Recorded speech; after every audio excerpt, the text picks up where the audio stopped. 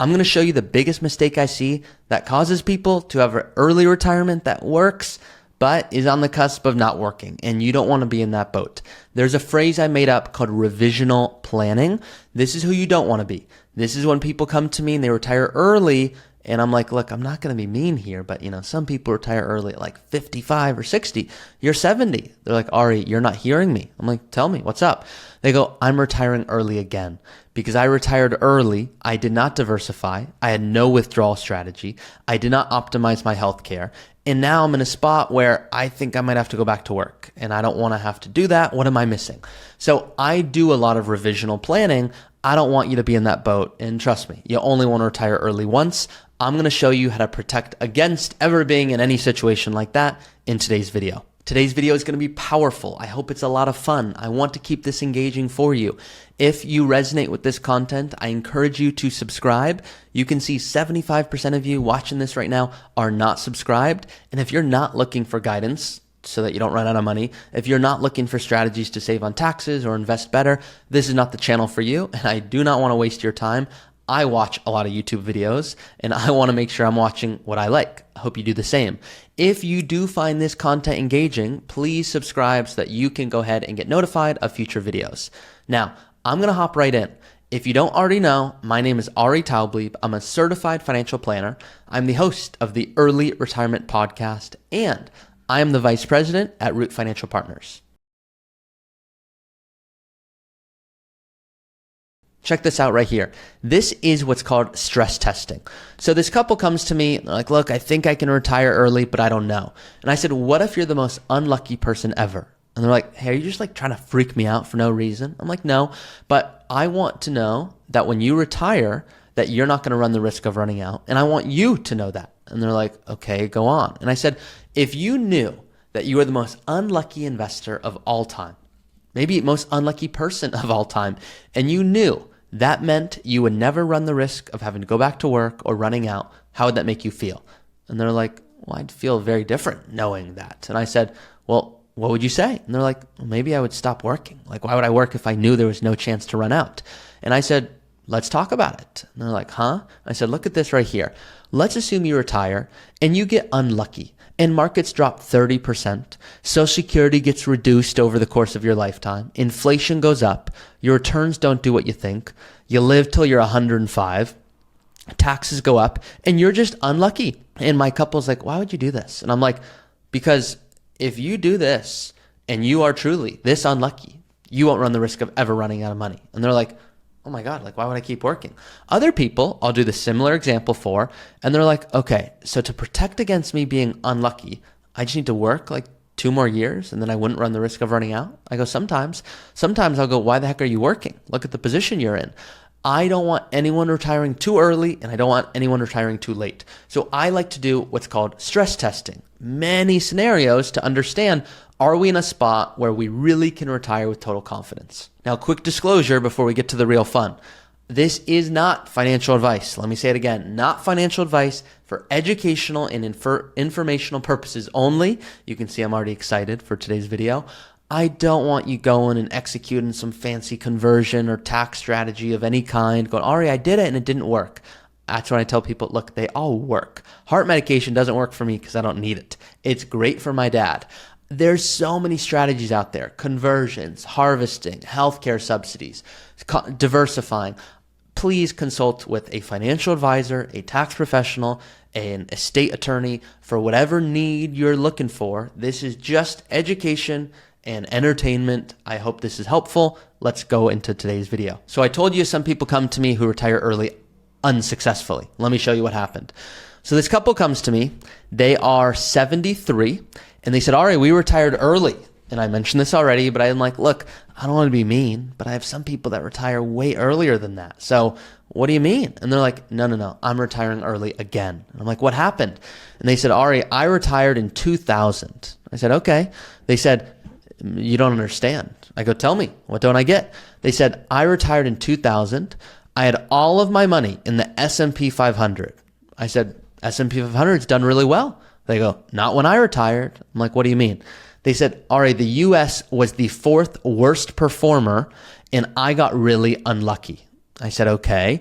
They said, Well, what happened is not only did my investments lose an average of 3% over a 10-year period, but at the same time, I had a home remodel, I had no part-time income, I was traveling, I had no healthcare strategy, I had no inheritance, I had no social security.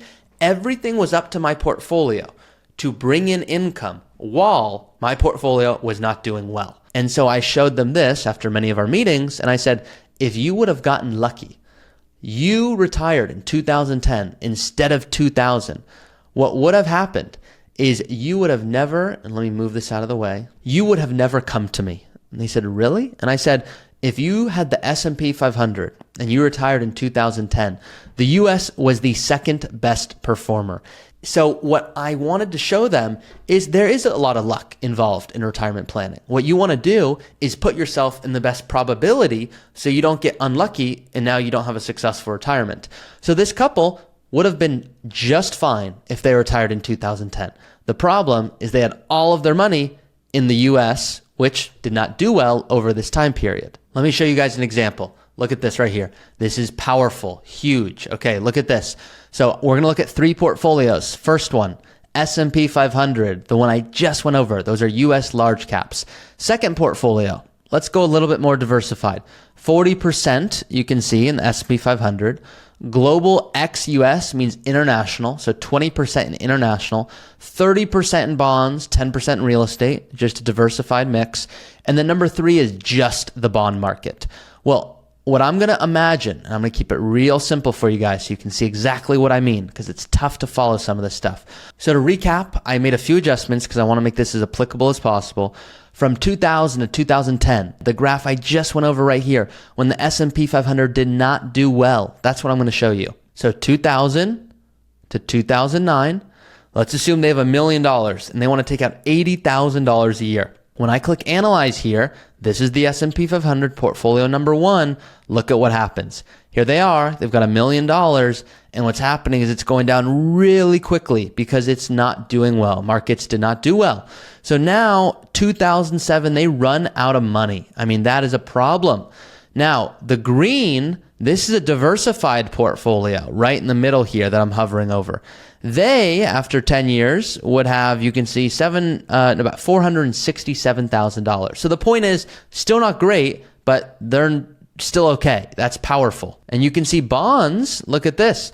Bonds, they went down slightly, but you still have $764,000 left over. Now, if we adjust this to the lucky graph that we just went over here, what if this couple retired in 2010 instead of 2000? Where would they be?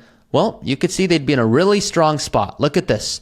The diversified portfolio goes from 1 million to 1.2 million while spending 80,000 every year. The bond market is doing way worse. So you can see here now we're at 330,000. You lost a lot of money. Why? It's not keeping up with inflation and bonds did not do well. And the S&P 500 did really well. You're at nearly $3 million. So what is the point of the story? The point is I do not want you to get lucky. And if you get lucky, you're in a great spot. And if you get unlucky, we're in a terrible spot.